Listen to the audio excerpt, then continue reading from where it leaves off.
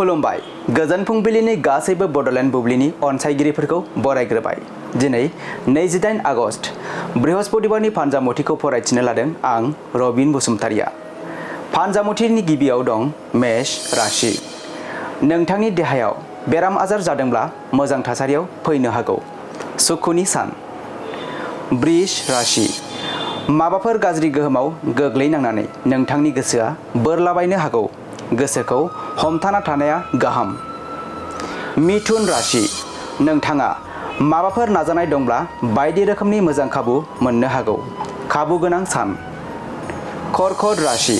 नोंथाङा गावनि फालतु आखुनि थाखायनो गुबुनजों रायखोमा जानो हागौ। गाज्रि सान।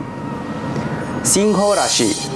नोंथांनि मोजां खामानि मावनो नागिरनायखौ गुबुना बेरेखा होनो हागौ। बेरेखा गोनां सान। कन्या राशि। नोंथाङा देहायाव हरखाबै माबाफोर बेराम सिखारजानानै देहाखौ जोबोरैनो खस्थ' मोननांनो हागौ। तुला राशि।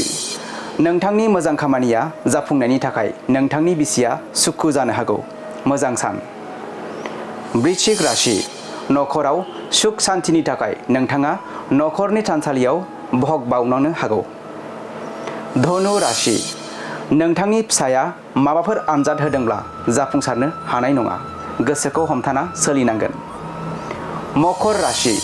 गुबुना नोंथांनि मोजां हाबा मावनायाव सोफै खालामनो हागौ।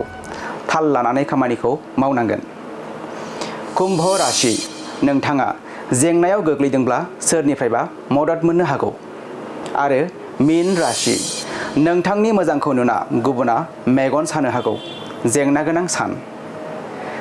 दिनै सानसेनि राशि फरायथिनाया बेसेनोसै। आसा खालामो नोंथांनि दिनैनि साना मोजाङै मोजां थांगोन बेखौ बडलेण्ड बुब्लि नखरनिफ्राय मिजिंथिबाय। गोजोन्थों।